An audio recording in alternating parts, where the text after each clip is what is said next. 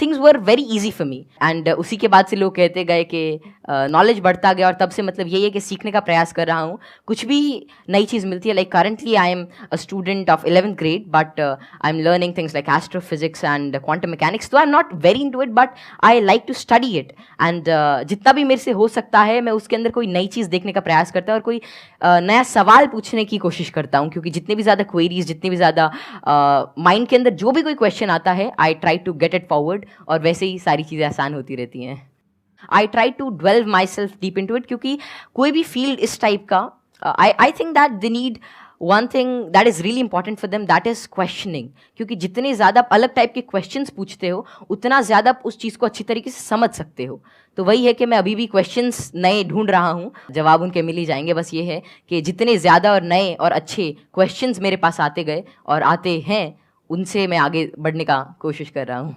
Quantum physics में wave particle theory है जी sir. तो उसको आपने स्टडी किया होगा. हाँ, जैसे कि wave particle theory, dual nature of light and matter, वो सब. हाँ, वो सब अभी धीरे धीरे मैं कर रहा हूँ और स्पेशली अभी तो मैं एस्ट्रोफिजिक्स जो है वो ज़्यादा पढ़ रहा हूँ. और जैसे कि डार्क मैटर है, डार्क एनर्जी है, तो या फिर माइक्रोवेव रेडिएशन है, बैकग्राउंड रेडिएशन, एक्सपैंडिंग यूनिवर्स, ये सारी चीज़ें मुझे काफ़ी इंट्रीग करती हैं और इनके बारे में मैं कुछ रिसर्च पेपर्स और अलग अलग चीज़ें अभी स्टडी कर रहा हूँ. तो जीरो पॉइंट फील्ड के बारे में भी आपने कुछ स्टडी करी है? नहीं, अभी ज़्यादा नहीं. अभी मैं जनरली जैसे अभी मैं टाइप 1A सुपरनोवा और उनके जो एक्सपेंशन है, लाइफ साइकिल ऑफ स्टार, उनके बारे में अभी मेरी रीसेंट स्टडी चल रही है. मैंने आपकी यूट्यूब पर एक वीडियो देखी थी जिसमें एक न्यूज़ एंकर आपसे कुछ पूछ रही थी और आप एक एक करके सारे सवालों के जवाब दे रहे थे.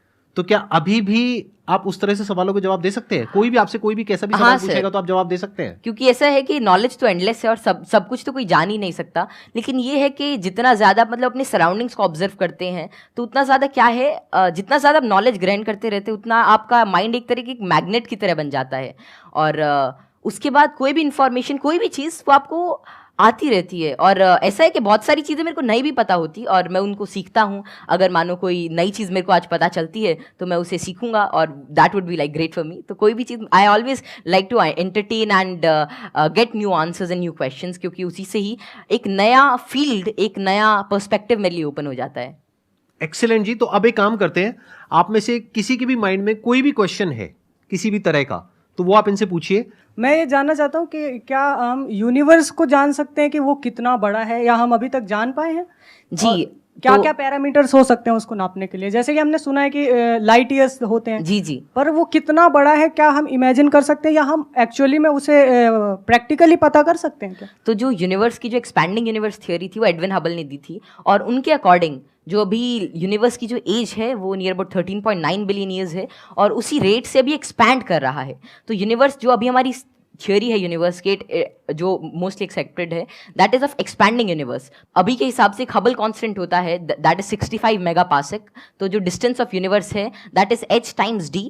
तो वही 13.9 बिलियन टाइम्स लाइट ईयर. तो इतना भी हमारा एक एस्टिमेशन है कि इतना यूनिवर्स हो सकता है. जैसे आपने इतनी सारी नॉलेज गेन कर रखी है, क्या आप भूलते नहीं है चीज़ों को, या भूलते हैं? कब रिवाइज करते हैं? हम पढ़ते हैं तो हमें रिवाइज करना पड़ता है, अगले हफ्ते भूल जाते हैं. रिवाइज करने के बाद भी भूल जाते हैं. एक्चुअली ऐसे ही होता है ना? Yes sir. अगर आप किसी चीज़ को अच्छी तरीके से देख लेते हैं, उसे समझ जाते हैं, तो उसकी आउटलाइन आपके दिमाग में रहती है और फिर आपको उसे ज़्यादा रिवाइज करने की ज़रूरत नहीं रहती. तो वही है कि किसी भी चीज़ का कॉन्सेप्ट रहता है, तो अगर आपको वो समझ में आ गया तो information is just like I think that information is not the main part. If you understand the thing properly, फिर आपको वो सारी चीज़ें आसानी से याद रहती है, आपको कोई उसके लिए एक्स्ट्रा एफर्ट्स नहीं करने पड़ते. सर पूछ रहे थे, बोल रहे थे ना कि मैं मैटर के बारे में स्टडी कर रहा हूँ, तो मैं ये जानना चाह रहा था कि जो इलेक्ट्रॉन प्रोटॉन है इनका मतलब सबसे पहले किसने बताया था इनके बारे में? तो इलेक्ट्रॉन की जो डिस्कवरी थी, तो यार 9th क्लास की एनसीईआरटी में मिल जाता है. तो जो इलेक्ट्रॉन की डिस्कवरी थी वो जे थॉमसन ने करी थी और प्रोटॉन जो मिला था वो रदरफोर्ड के एक्सपेरिमेंट से हमने डिड्यूस किया था. और चैडविक ने, मतलब जेम्स चैडविक ने जो बेरिलियम की मतलब जो रेडियो एक्टिव सोर्स से डीके को स्टडी किया था, उससे न्यूट्रॉन के बारे में पता चला था. ये तो बहुत बेसिक क्वेश्चन है भैया, कुछ अच्छा पूछो. थोड़े अच्छे क्वेश्चन पूछो. क्या पूछ रहे हो आप लोग यार? टोटली. मुझे आपसे एक क्वेश्चन है कि आप जितने सेलिब्रिटी से मिलते हो तो आप इतने जो मिलने से पहले जो बात करने का जो होता है नर्वसनेस, इसको कैसे दूर करें? आप जैसे संदीप सर से बात कर रहे हो और बड़े बड़े आप सेलिब्रिटी से मिले हो, तो आप किस तरह से इतना एक्सपीरियंसली आप बात कर लेते हो किसी से? देखिए, जैसे आज मैं यही सोच के आया था कि मैं संदीप सर से मिलूंगा और उनसे बहुत कुछ सीखने को मिलेगा। तो ऐसा तो है नहीं कि संदीप सर आएंगे और मेरे से पूछेंगे चल ये बता, और फटाफट अगर कुछ गलत बताया जाए तो एक थप्पड़ मारेंगे, ऐसा तो होगा नहीं ना।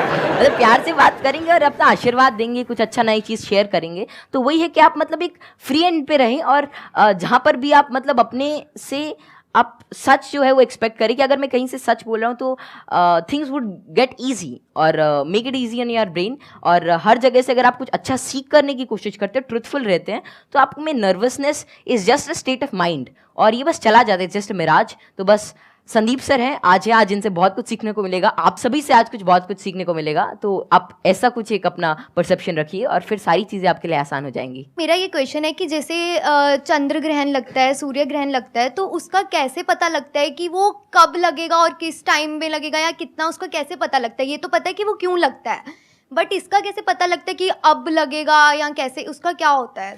तो खैर ये जो टेक्नोलॉजी थी एस्टिमेट करने की कि कब सोलर एक्लिप्स, लूनर एक्लिप्स या कोई भी सेलेस्टियल मूवमेंट होगी, ये तो आज से मतलब कई हज़ार साल पहले ही डेड्यूस हो चुकी थी। और इसका रीज़न यही है कि ऑब्जर्वेशन से हम एवरेज टाइम निकाल सकते हैं। एक पैरेलैक्स एंगल आपने पढ़ा होगा कि उससे हम मतलब ये एवरेज स्पीड और एवरेज डिस्टेंस निकाल सकते हैं किसी भी चीज़ का, और उससे ही हम डेड्यूस कर सकते हैं कि कितना रेडियस है, कि एक साल में इतना डिस्टेंस ट्रैवल करती है। फिर एपोजी पेरेजी, फिर केपलर्स लॉ लगा के सेमी मेजर एक्सिस वगैरह निकाल के, तो उससे हम उसका डिस्टेंस यूज़ कर सकते हैं और फिर टाइम पीरियड से हम we can actually deduce it. और एक नई चीज़ लूनर एक्लिप्स वगैरह के बारे में ये है कि जैसे जैसे आजकल क्या है, जो due to tidal forces moon हमसे हर साल 3 सेंटीमीटर दूर जा रहा है। तो बहुत हज़ारों सालों बाद ऐसा होगा कि सन तो उतना ही रहेगा लेकिन चांद जो वो छोटा हो जाएगा, तो उसके बाद मतलब एक्लिप्स जो होगी वो जिसे आजकल टोटल होती है उतनी नहीं होगी। तो ये estimation it is done by using observation. और एस्ट्रोनॉमी एक ऐसा फील्ड है जो हज़ारों सालों तक ऑब्जर्वेशन से ही चला, और बहुत सारे पुराने साइंटिस्ट जैसे केपलर, गैलीली, आर्यभट्ट, जितने भी बड़े लोग थे जो पुराने ज़माने के, वे सभी ऑब्जर्व करते थे। उनकी ऑब्जर्वेटरीज होती थी कि कैसे कैसे जो हेवनली बॉडीज़ हैं ये इंटरैक्ट कर रही हैं, कैसे कैसे ट्रैवल कर रही हैं, इनमें क्या चेंजेस हैं, और उन्हीं सभी चेंजेस को एस्टिमेट करके उन सभी को देख के आज हमने मतलब ऐसी सारी टेक्नोलॉजी को डिड्यूस किया है कि जिससे हम कर सकते हैं, एस्टिमेट कर सकते हैं उनका टाइम पीरियड, उनका डिस्टेंस और कैसे वे एक्ट करेंगे। Excellent ji, big round of applause for him.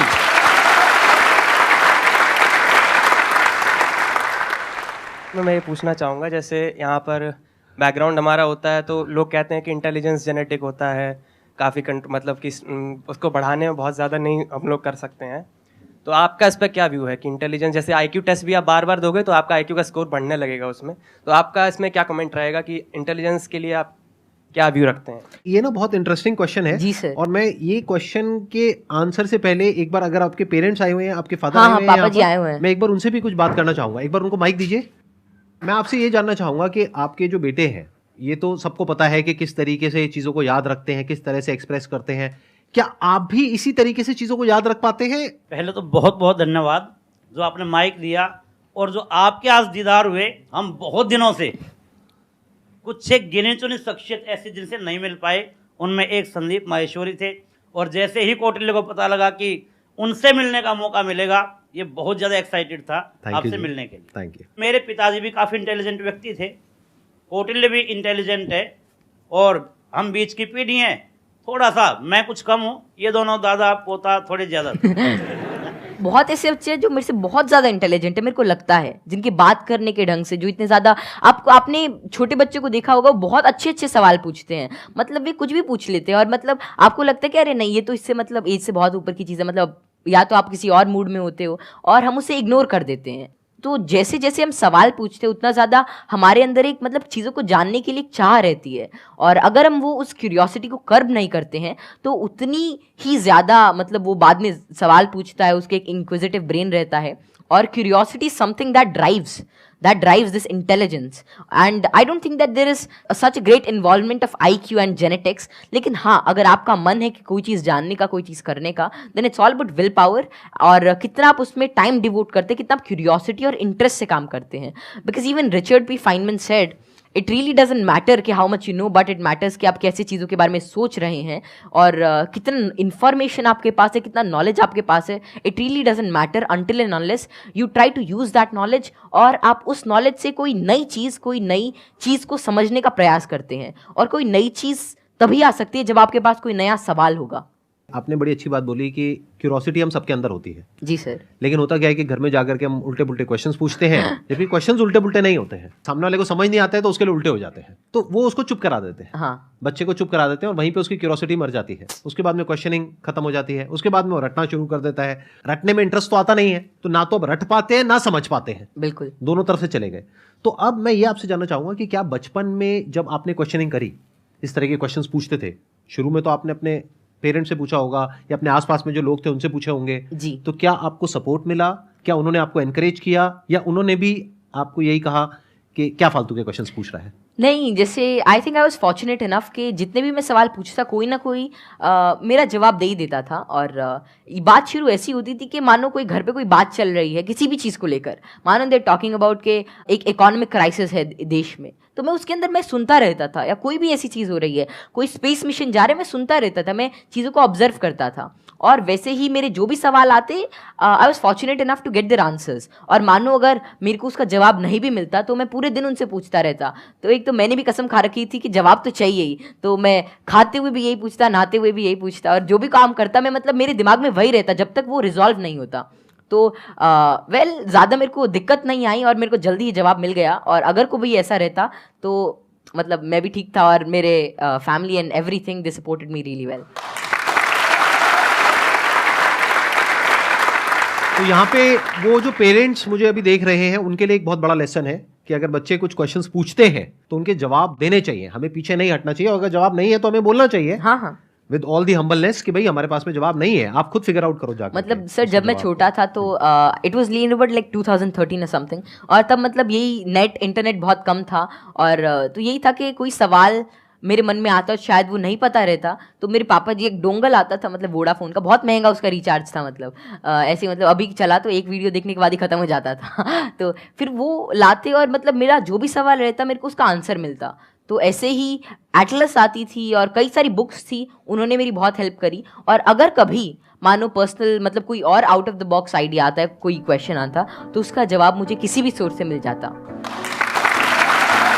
Thank you ji, thank you Kautilya. Okay, pleasure meeting you.